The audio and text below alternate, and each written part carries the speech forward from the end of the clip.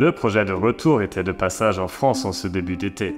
Pour rappel, c'est un projet européen qui a le but d'échanger sur l'histoire locale dans différents pays européens et il nous a déjà amenés en Allemagne, République tchèque, Grèce et Pologne et nous avons fait une réunion en ligne avec plus que 200 personnes. Et puis en juin, c'était notre tour d'accueillir nos participants à Metz et à Sichazel. Nous avons choisi de parler de la construction européenne et de colonialisme et postcolonialisme. Pour certains des participants, c'était la première fois en France.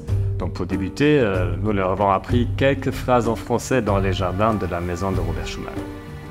C'est là-bas que nous avons ensuite fait un workshop sur comment parler de colonialisme et postcolonialisme à des jeunes. Nous avons testé un atelier que nous avons créé pour ce séminaire et c'était très intéressant de voir les réactions de participants d'autres pays. Le reste de la journée était entièrement dédié à l'Europe avec une visite de la maison de Robert Schuman et du centre-ville de Metz.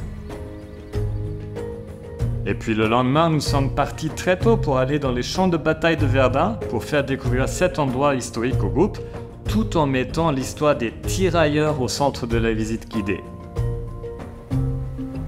Nous avions donc appris plus sur ces soldats venant de colonies françaises à l'époque, dans quelles conditions ils sont arrivés en France et la commémoration qui est faite à ce sujet de nos jours.